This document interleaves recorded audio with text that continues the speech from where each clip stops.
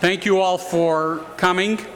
For those of you who are regulars to my quarterly Q&As, you know what our purpose is. It's to often focus on a topic, but leave the last part of our time available for Q&As. And I will answer what I can. If I don't know the answer to a question, I will tell you how we're going to get it. If people will identify themselves if they have a question that cannot be answered at the time, then we'll know how to get back to you directly. But I do appreciate each and every one of you being here. The conversation we're having today is a continuation of the one that we started on May 6th. That was the day we got together as a university with great organizational help from our student government and from the President's office to talk about race in Baltimore. That was less than 3 weeks after the death of Freddie Gray, 2 weeks after his funeral. And you'll recall that at that point, that coincided with widespread rioting that broke out in our city. And we saw in clear relief, in stark relief, the deep pain of our community. So we agreed that we would have a venue to ask challenging questions, a safe space for open dialogue, and we wanted, and you wanted, to set some momentum to map a path forward. So that's what we did that day, and I sat right here and listened for an hour and a half as our panelists and then some of your colleagues talked about racism and poverty, and at least as it relates to the community of which we're a part, disinvestment in West Baltimore. We talked about what we are doing and what we can do to help restore equity and opportunity and justice for those who've denied a fair chance, those who've been systematically disadvantaged. Around that time, I also gave my State of the University address, and for those of you who were there or have taken the time to read it, expanded on those topics.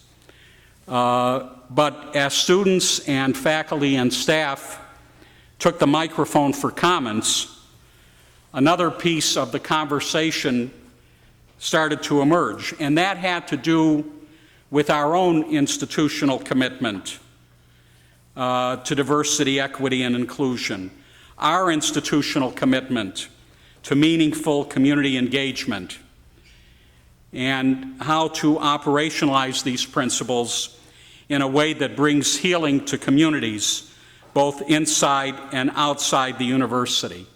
It was a candid conversation. It was emotional at times. There are some that talked about their own personal story within the university and in the community. Many of you focused on the family as a whole.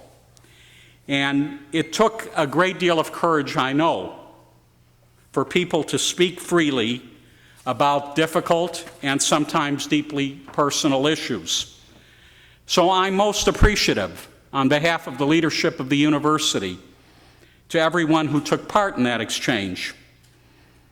And as I mentioned a minute ago, I said at that time that I was there to listen, and I did. I think that's fair to say. And I also promised that we'd keep the conversation going. So I asked our Diversity Advisory Council to review the full transcript of the 90-minute conversation which we videotaped. And I should point out that this session is being videotaped and periscoped. I asked the DAC, the Diversity Advisory Council, and I'll come back to them in a minute, to identify the issues that rose to the surface in that conversation, and to provide me a set of recommendations on how to address those issues. And as I often say to our elected representatives of the faculty, the staff, the students, I want to make sure, and I'll say it again today, that we have a clear understanding about what I mean when I say I'm listening. What I always worry about is when people indicate to me what they think needs to be done or make recommendations to me, and then for whatever reason, given that I have the final responsibility, I don't proceed with some of them. I wish no one would say he didn't listen. To me, listening is the act of paying attention to what the other person is saying. That, I promise you, I do and will do. But there's a difference between listening and, in some circumstances, always agreeing with what is being said, and that's where I, as the leader, have to take the final responsibility. One of the first things we learned is that the conversation revealed that there are a lot of people on campus that don't even know we have a Diversity Advisory Council. This is something that I organized shortly after I came here, and I'm delighted to shine a spotlight on that group today. In a few minutes, I'll be joined by the Council's chair, Dr. Elsie Stines, and its vice chair, Dr. Vanessa Fahie, as they go through the group's recommendations. Dr. Stines and Dr. Fahie have a number of their fellow council members with them this morning, and I'll ask them to stand. Who else is here from the DACA? I know a number of people are away. Please stand. Thank you. I appreciate all of you. Let me talk about the Diversity Advisory Council for just a minute more. When I first returned to our campus, I had to decide whether I should have what some other institutions have, and you've heard of this, a chief diversity officer as part of my leadership team. I listened, but ultimately I need you to know, and you know, that I decided against it because I deeply believe that cultivating diversity can't be the job of one person. It has to be suffused throughout the university, and I believe that university leadership in its entirety is responsible for and needs to be accountable for a workplace that's diverse, equitable, and inclusive. But for this model to work, we need a committed group of individuals with representation from across the university to advise me and the leadership on matters of diversity and to hold us accountable for institutionalizing it. In fact, that's what's in the strategic plan. That was a very inclusive process. Very recently, the Council expanded its membership to include more faculty and staff from each of the 7 schools and to include representatives from the faculty, staff, and student senates. So it's a representative group of people who can say, I represent others. The group is committed to raising its profile on campus, to engaging more deeply with the university community, and, to catalyze the kind of scholarship action we'll need to take if we're going to live our core value of diversity and meet the diversity and inclusion goals that have been articulated by members of the campus in the strategic plan. So the Council will track our progress on a lot of the items we're going to discuss today, and Dr. Fahie and Dr. Stines can speak to that. And we're also joined by my leadership colleague, Dr. Roger Ward, who's the university's Chief Accountability Officer and Vice President. He's taken on a number of roles recently, including that of Interim Chief Human Resources Officer, which is obviously very pertinent to some of this conversation. And Dr. Ward will follow Elsie and Vanessa and talk about the recommendations in more detail, including suggestions, updates on their implementation. And again, I do want to reinforce that what the DAC has presented to me and what you'll see is just that, a set of recommendations. The conversation is still in its early stages, and what we discussed this morning doesn't necessarily represent finality or totality of what we'll undertake. As we listen to these recommendations, some of these need to be brought back to the senior leadership teams and to the shared governance mechanisms of this university. Those are the elected folks, and I am very committed to shared governance. Now, a good number of the Council's recommendations dovetail with work we're already currently doing in earnest, and Roger will indicate as much when he discusses possible implementation. So let me get back to what the DAC found when members reviewed the May 6th transcript. The comments from students, faculty, and staff largely fell into three broad categories: career and professional advancement, cultural competency, and community service and engagement.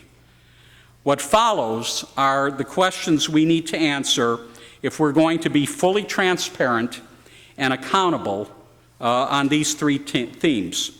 And they're tied directly to the comments of one or more individuals who participated in our May 6th conversation on race. On the first theme, career and professional advancement, we heard frustration from some employees who believe that UMB is diverse, but question how equitable and how inclusive we really are.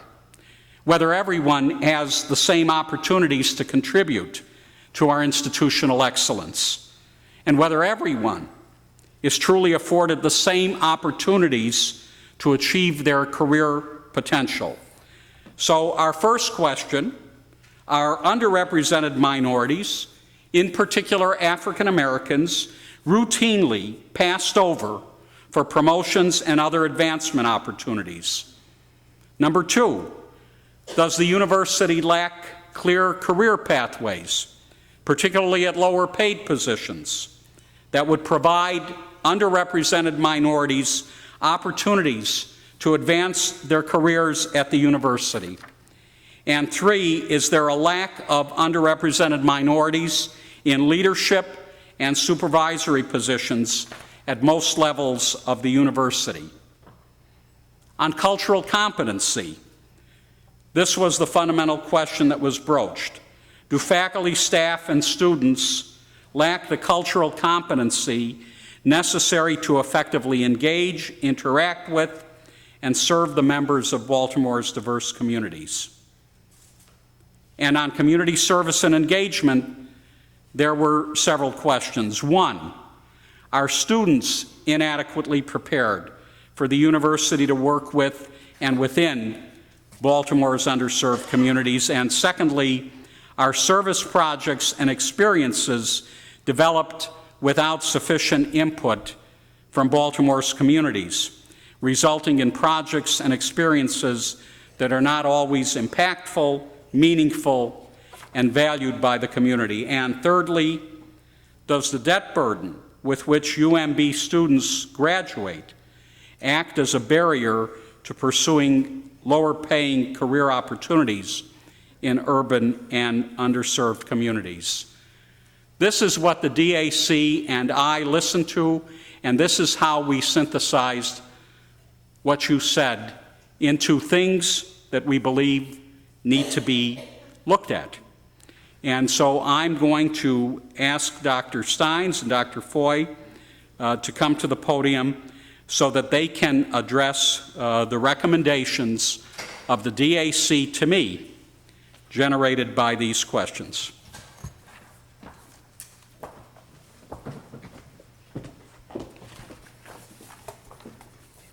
Thank you, Dr. Perman. Good morning. I'm Elsie Stines, the chair of the Diversity Advisory Council, and I'm grateful for this opportunity to acquaint you with the council and to share our recommendations for strengthening diversity, inclusion, and equity at UMB. You heard Dr. Perman mention 3 themes that emerged during our conversation on race back in early May. Career and professional advancement was one that seemed to generate the most comments, so that's where I'll start. As Dr. Perman mentioned, we heard frustration from some employees who feel that they have been passed over for promotions, that they haven't been given opportunities to advance, and that they have been denied these chances not based on their job performance, but based on their race or ethnicity.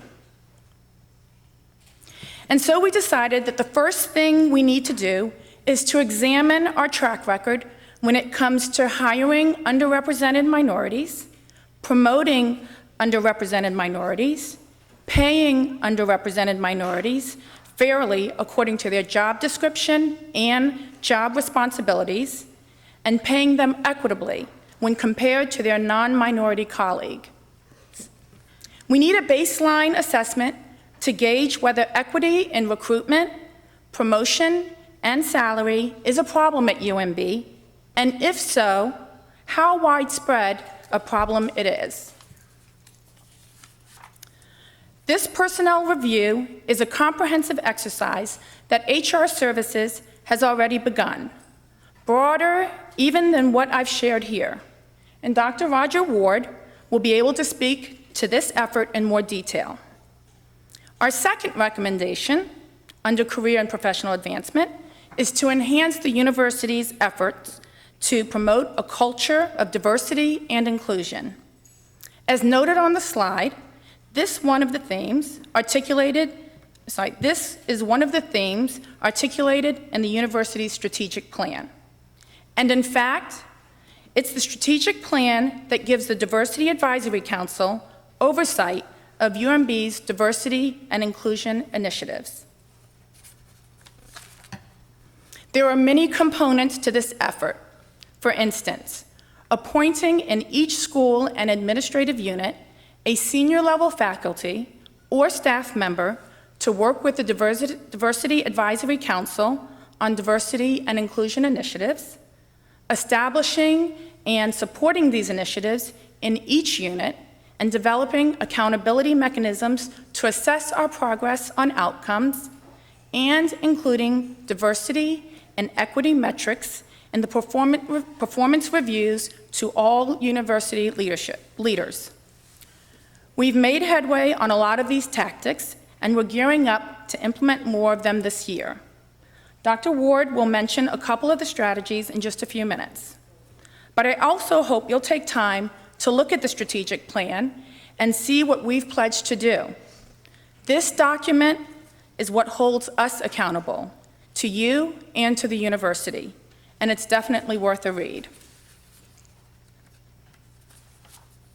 Our third recommendation is to evaluate the university's job classification system, and where necessary, modify it to create clearly defined career pathways and career development opportunities for all positions. This recommendation is in response to the fact that inequity takes root not only when people are unfairly passed over for promotions, but also when they haven't been explicitly told what they need to do to get that promotion and what career development opportunities are available to them so they can do exactly that. The next theme is cultural competency, and Dr. Vanessa Fahie will provide those recommendations.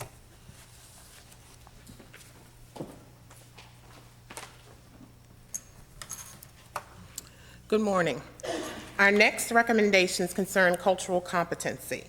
The first recommendation is to draft and adopt a statement on cultural competency, one that will form the foundation for the cultural competency initiative outlined in our strategic plan.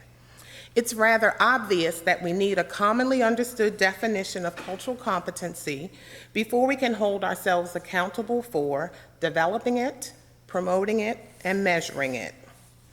With the adoption of a statement on cultural competency, we will be able to do what the strategic plan compels us to do.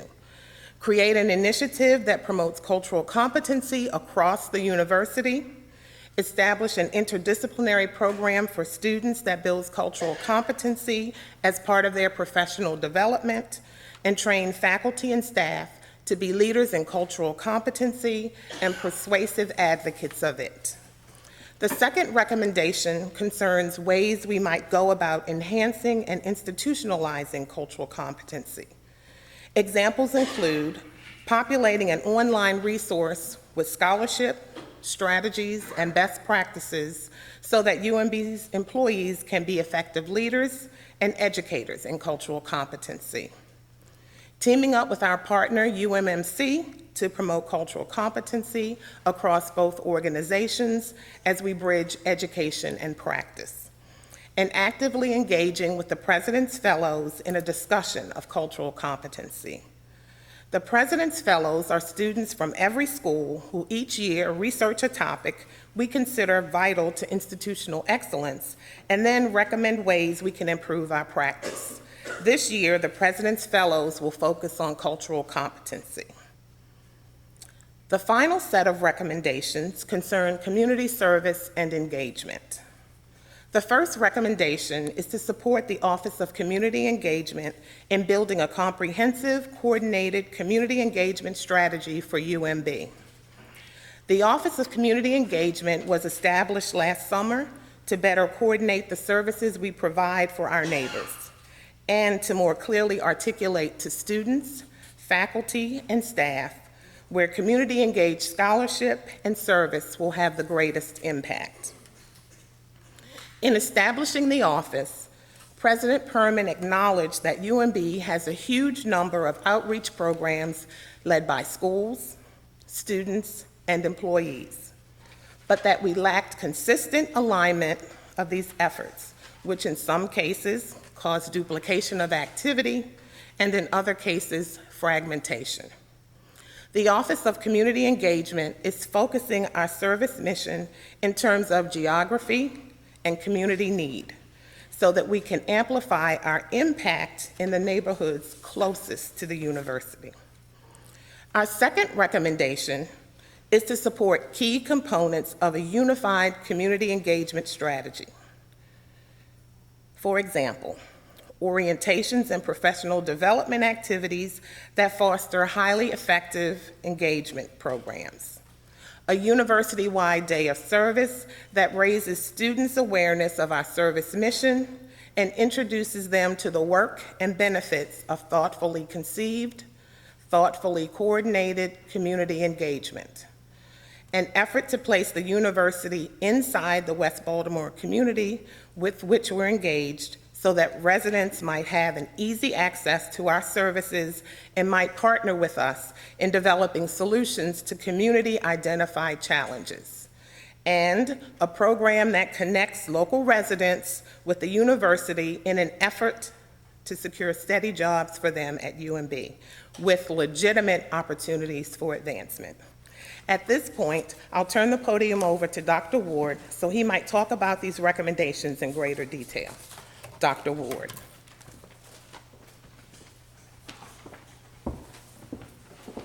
Good morning. My role this morning is to follow up on the recommendations and talk in a bit more detail about some of the steps we're beginning to take to bring to life these recommendations and the steps we're taking to more closely study the recommendations so that we could present to the university leadership, Dr. Perman and the university leadership, a way forward in considering the recommendations and, where appropriate, pursuing the recommendations.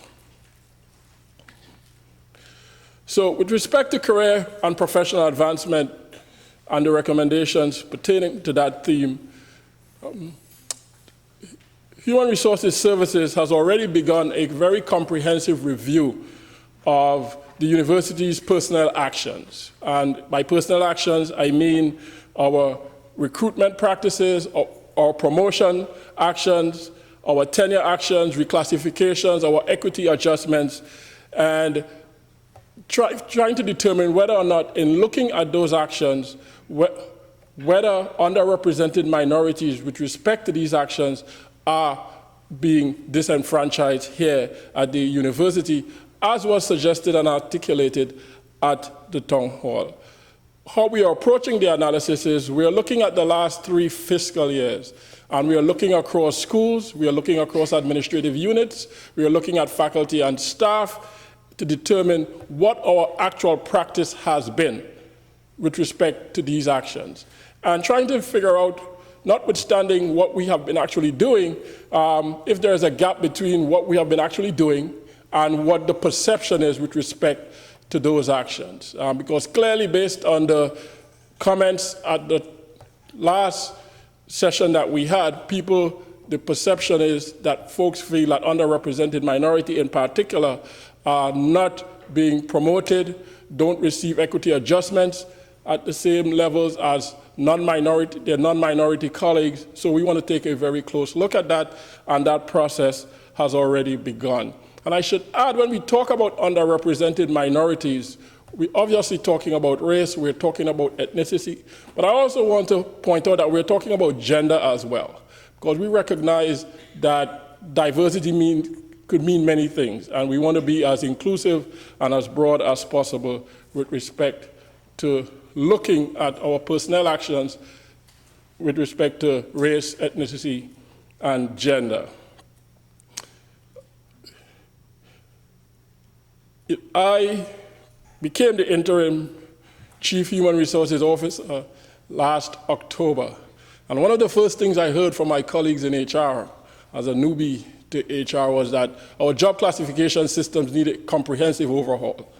And at first I was skeptical. And I was a skeptic not because I didn't trust the experts in HR. I was skeptic because I was ignorant as to what exactly is a job classification system, what is it intended to achieve, and so on.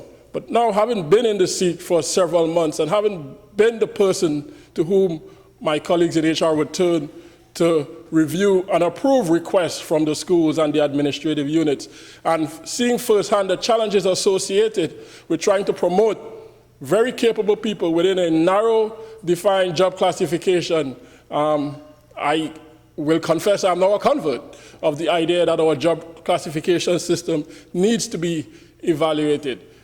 In non-HR speak, I'll say what we have is a very narrow job classification system, and what is being advocated for and what is being recommended is a broader job classification system wherein people who have similar jobs have more opportunity to advance within those job classifications, where there are clear career pathways within specific job classifications, such that we're not always trying to fit square pegs into round holes. You know, the square pegs being our employees and the round holes being very narrowly defined jobs that don't quite match their experience, don't match their expertise, and don't really provide them with a career pathway. So we're looking very closely at our job classification system. We're comparing it to what other institutions within the system have currently to see how we could evolve our job classification system to present our employees with more opportunity for growth and advancement here at the institution.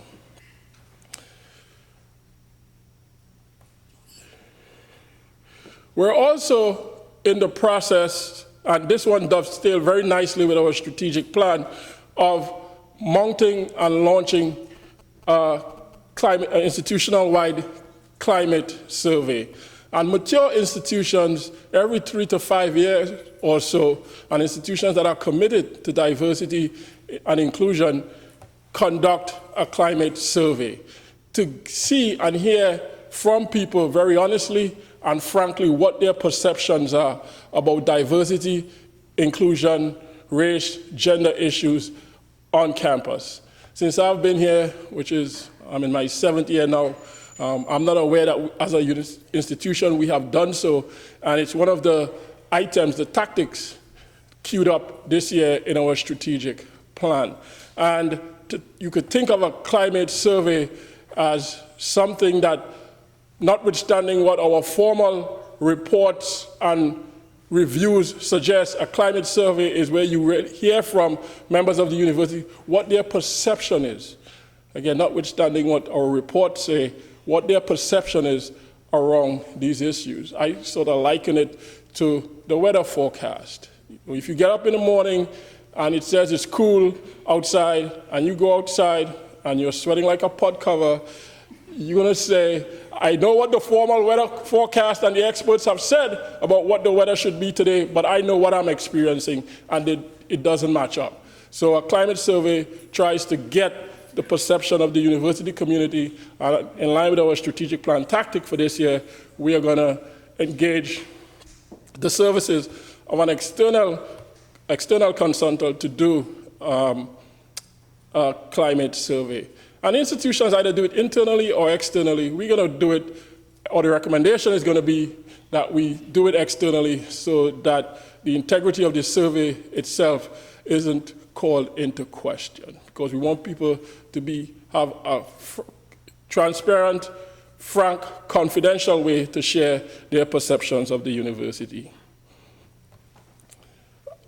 Another item on tap this year, as outlined in our strategic plan, calls for a statement on cultural competence. And one of the things our strategic plan calls for is developing a clear statement of what cultural competency means to this university. And I recall the very interesting conversations we had during the strategic planning process around this tactic. And I'm looking at Dean Barth, who was very involved in these conversations as we talked about what exactly is cultural competency? What is it going to mean to this institution? How does one know when someone is culturally competent? Is cultural competence a destination, or is it an ongoing journey? These are all questions that we have to grapple with, and again, it's something that we'll take up this year as required by our strategic plan. Coinciding with that, the President's Fellows, and again, this is a group of students who over the past, I want to say 4 or 5 years now, Dr. Perman, have studied different topics of interest to the university. They've done papers, a year-long study on civility. They've done a year-long study on community engagement. This year, the topic just happens to be, coincidentally, cultural competency, and the timing couldn't be better. And again, there are a new group of students each year representing all our schools, and they do a very comprehensive, thorough job. And this year, we're actually right now in the process of recruiting students who will be designated fellows this year, and the topic has already been selected. We have committed also to working with the medical center on this topic. Last year, for the first time, we also included faculty very, very directly in helping to mentor the students. So we'll continue that again this year, but also engage our colleagues in the medical center on this particular topic. So drawing on the work of the DAC, drawing on the work of the President's Fellows, we'll look at the recommendations, look at their findings, and again put together ideas and thoughts to present to Dr. Perman and the university leadership around, and try to figure out how we build a framework for cultural competency here at UMB, as called for in our strategic plan. The last theme, of course, is a very important one to us here at UMB as an anchor institution, and its community service and engagement. And the central recommendation here is that we support, through the Office of Community Engagement, we support the work of the newly formed Office of Community Engagement to design and implement community service and engagement programs that really benefit and advance our community service mission here at the institution. And one of the things that we think we need to do, and obviously is being recommended here, is that we orient, especially our students, but I would also say that is also true for faculty and staff, of students, faculty, and staff, to what it means to be civically engaged. We often bring our students to Baltimore. They come from different parts of the country, indeed different parts of the world. For those of us who are not from Baltimore, you realize pretty quickly that Baltimore is a pretty unique place. Every city likes to say that, but I think Baltimore certainly could lay claim to that. And before we send them out to be civically engaged, we should orient them to the demographics of the city, the politics of the city, the neighborhoods of the city, the needs of the city, and so that they could be as effective as we would like them to be as they become engaged with our community. We also support the governor's call for a day of service. This was something that was being contemplated already when the governor announced his day of service plan, and the university system said that it would encourage the system, institutions to be involved in it. So we want to put together a program that sort of mirrors what we have done with IPE Day, to find ways as a community for our students, faculty, and staff to be engaged in community service. Not that it's going to be limited to one day, but the focus for one day could be community service and engagement. Another key recommendation, and this one too is already in the works, is establishing an extension center in the neighborhood, in our neighborhood right here in Baltimore, across MLK, in the model of what is being done at Drexel and other progressive institutions across the country. And this is where we'll engage very richly with the community, provide services in consultation with the community, support the community, and help build programs that empower the community and strengthen our relationship with the community. One such program would be an Employment Readiness Program run by Human Resources, where, for example, some representatives from HR will work in the Extension Center to highlight jobs here on campus that residents of the community might be eligible for, and talk through with the residents the process for applying for those jobs, how to get prepared for those jobs, and what have you. So that's an example of something that we could do out of the Extension Center, and something that is being recommended. And lastly, we heard from our students, of course, on the issue of the debt burden.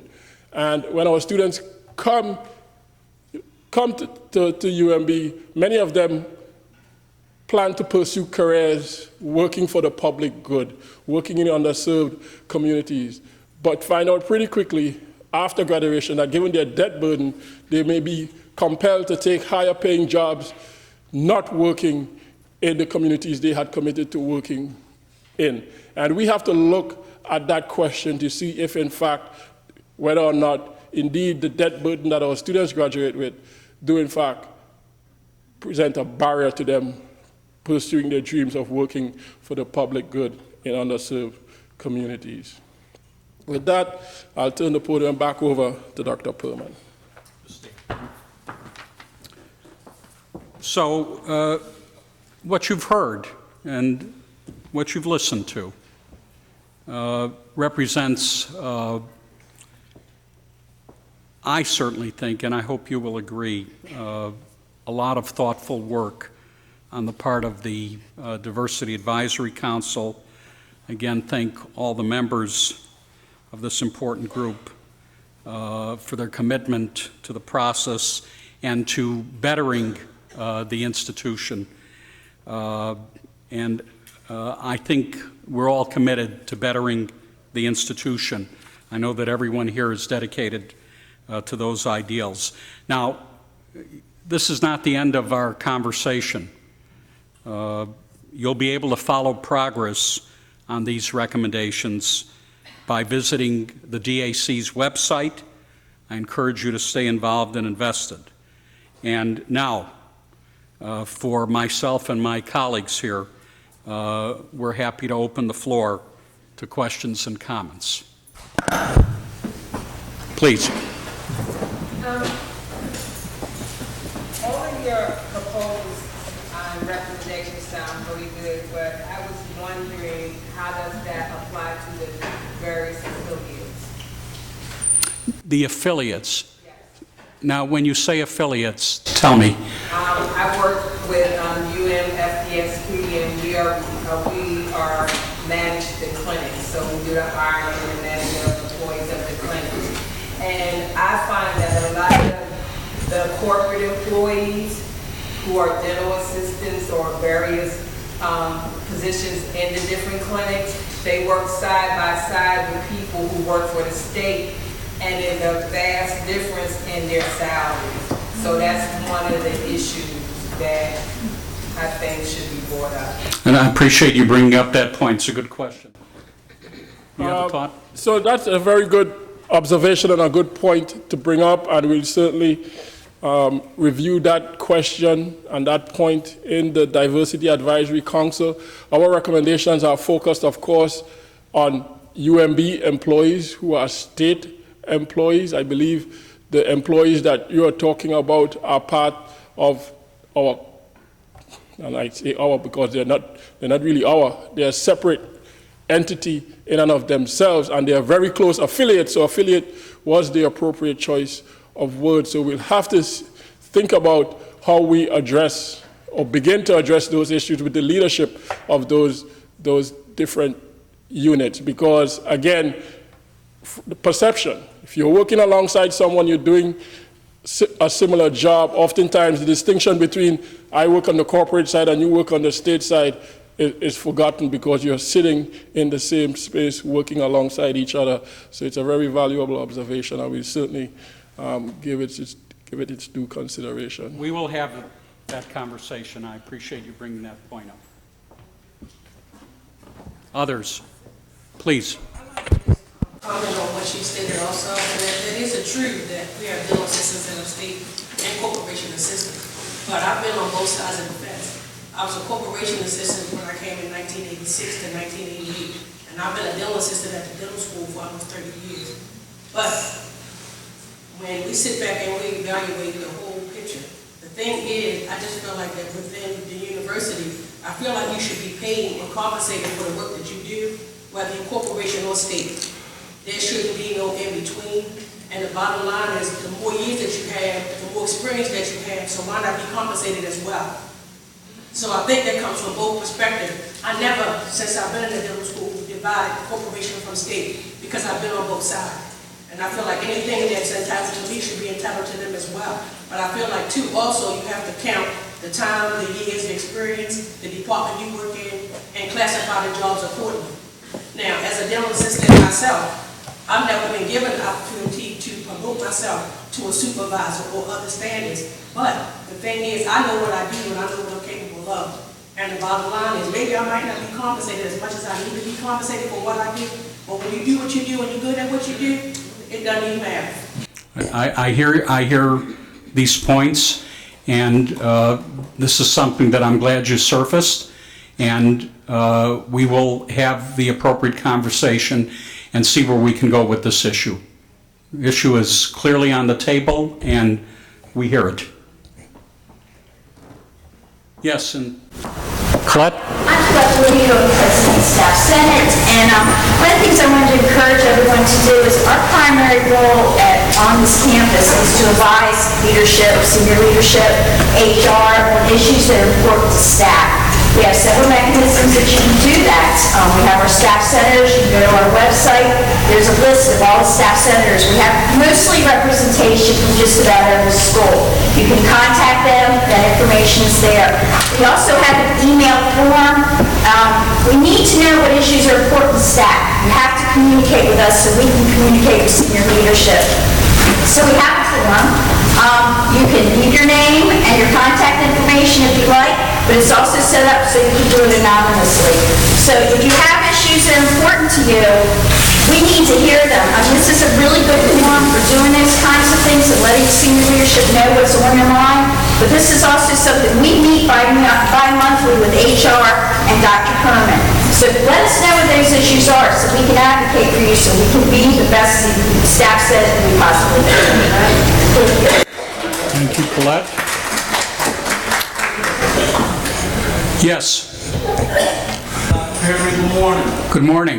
Dr. Ward, good morning. Your first name is Jay, and I know your first name is Roger. But I call you Dr. Perman and Dr. Ward out of respect. I call Mr. Rowan, Mr. Rowan, out of respect.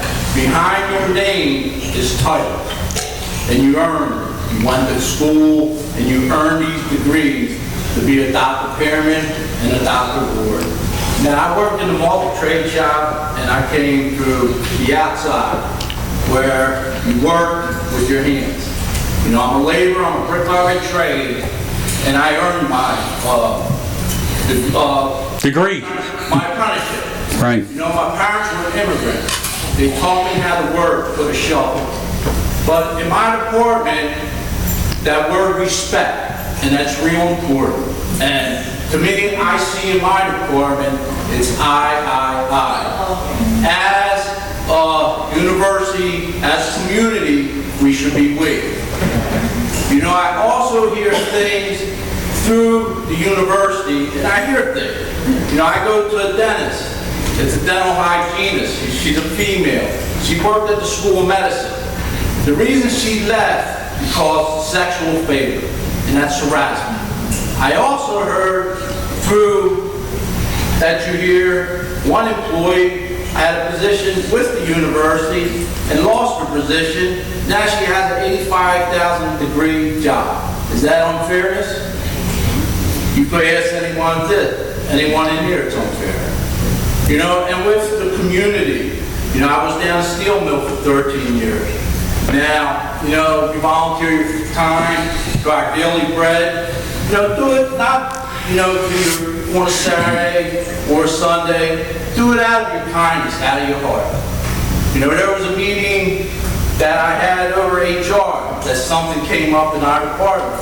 And I said one thing to HR, you can't take what I have in my heart. Thank you. Appreciate your comments. Others? Yes, please.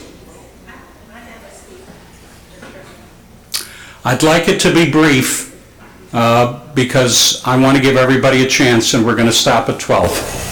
Okay, this is specific to the University of Maryland School of Dentistry, which is where I work. I work in the University of Maryland Dental School, where, and this is, you know, the harsh reality of what we're dealing with, where white privilege and nepotism takes precedence over the fair and equal treatment of black and brown staff members.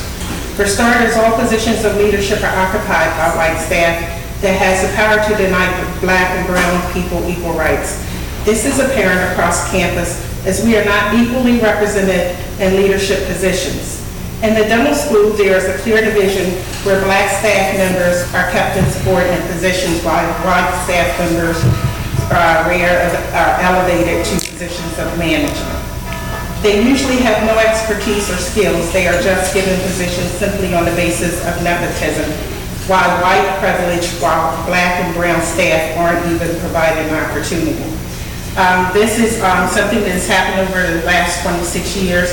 I worked in the dental school under a different capacity. Like Carla, I also started out as a corporate employee. I was a corporate employee for 14 years. I think the problem in the dental school lies in the division, as we were discussing, whereas there are certain expectations that you, Dr. Perman, have set forth for the campus. Your strategic planning covers a lot of specific ideas that are intricate to the school. Everything that you presented here is what we need to go forward and improve this elevation of black staff, black and brown staff in the dental school. We are not provided opportunities that we should be provided. We are overlooked, and somehow in so many ways there's no process for hiring. We've had one staff member who sat in a position temporarily, whereas we were not able to apply for the position and was given the position as applied to, as opposed to the position being posted for others to apply. This is something that the corporation has done that I don't think is mandated by the campus, because the demo school is an island. The demo school is an island because there are many things that go on in that demo school that it isn't, that no one is aware of, nor is it monitored, and it's just happening within the school. And when we try to express it outside of the school, no one understands. And for me, I've brought these things to the attention of our dean and through our HR, and I've been labeled. So being labeled makes you allow a person who because you bring up difficult conversations or difficult issues, they label you. So let me thank you, because you made these points in May, and we listened, and I think you heard that a process is being undertaken to see whether your points are valid. So I appreciate it.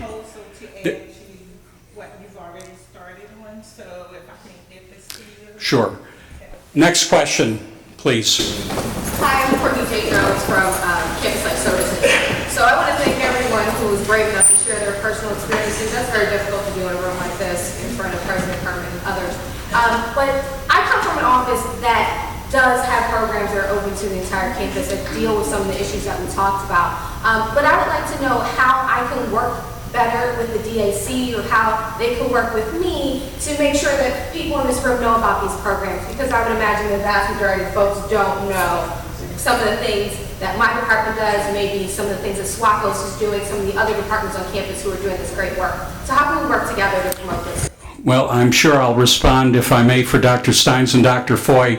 They would love to invite you to the DAC. Yes? Okay. Come and present. They would have said that anyway. Please, next question. Who else? I want to give everybody a chance within the time we have. Please. Just one quick question. So I appreciate the fact that you are moving towards promoting the culture of diversity as evidenced by the strategic plan. My concern is that the strategic plan has been in effect since 2011, and it's a 5-year plan which ends in 2015-16, the year that we're entering. And the fact that we're only now undertaking a survey and now addressing issues that, to me, when you embark on a strategic plan, should have been done in the first year, so that by this point we could be moving forward with what has been found as we form the next 5-year strategic plan. So it seems as though this is being reactive instead of proactive, as the university should be. And so that's my concern, is whether or not this is really something that we want, that we are going to move forward with institutionalizing it, or if it's something that right now we're doing to appease people as opposed to be the leaders that we should be in the Baltimore community.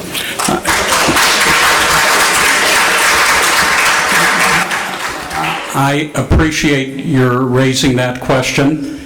Obviously, we don't share a point of view, and perhaps I don't share a point of view with a number of you in the room. This is not reactive. This is a carrying out of a strategic plan over 5 years. I think Dr. Ward mentioned a series of tactics that we have not ignored. By the way, the new strategic plan will get started this year, and it will be a continuum, but I'll let Dr. Ward answer as well. Thanks for raising that point, because it allows me to clarify. Even though we cited items, tactics in the strategic plan that are set to begin in this final year, that should be heard as nothing under the strategic plan as it relates to diversity and inclusion wasn't done. The strategic plan was a 5-year plan, and we had a number of tactics from year 1, year 2, year 3 to 5. So the tactics that were highlighted here are the ones that were queued up for year 5. We don't have time to talk about the tactics that happened in year 1, which, by the way, was including diversity and inclusion, for example, as evaluation criteria for all of the university's leadership. When the presidents evaluate the deans and the vice presidents, one of the criteria is what efforts are you making to look at the issue of diversity and inclusion within your school or within your administrative unit. That was done in year 1. So please don't hear what I said as we're just starting. It's a continuation of what started in 2011. One more question, please. To piggyback off of what Val was saying, me speaking of personal experience at the dental school, we had a meeting with my manager. We were told in the management meeting that if there were any concerns with the dental students, we could speak on it. But if there are any concerns with faculty, you can't go up against it because you will lose. Exact words. You will lose. So what are we supposed to do? If you have any issues with faculty, what you have on a daily basis? As I said, I hear what you said. We will look into it. Again, we're measuring what is happening and what is not happening, and I hear what you are saying. That's the best response I can give at this point. Getting a response from Dean Stover, we've been getting a response from the previous dean. Nothing has been done in this school. You want to comment? Let me just say, if as an employee, you feel that you're being treated unfairly, you've been discriminated against, you've been harassed by faculty, by staff, by a student, you should feel free and know that you have the right, let me say it that way, to lodge those complaints with HR. We have the right to do that, but also we have people that will retaliate. Well, I've never been at this school. I've seen it done with an employee that's been there for 20 years. They got her out of this place in a month. Yeah. Okay. In a month's time. I'm not discounting what you're saying. I'm just saying, unless we are made aware of what you're dealing with and given the opportunity to address it, we can't effectively address it and things won't change. So if you feel because of what you have seen happen to someone that you won't come forward and say anything, then we won't be in a position to help you. All right. Again, I know these are difficult conversations. As Dr. Ward said, nobody's discounting what is being said, but we need to know specifically what the situation is. And as I said last time, all of this is going to be done, and individual situations are always looked at. There is a difference between something not being addressed and something investigated and the conclusion not being what you think it should be. We have to be certain that the process is fair. Everybody should feel that the process is fair, and we need to demonstrate that it's fair. But if the process is carried out, if things are looked at, and the conclusion is not what one wants, that does not mean that it wasn't looked into, that it wasn't thought about, that people don't care. We will go forward, and I assure you, we make progress on all of the things that we talked about. All of these recommendations are going to be taken seriously, and we will move ahead on all that we can move ahead in. Thank you very much for attending.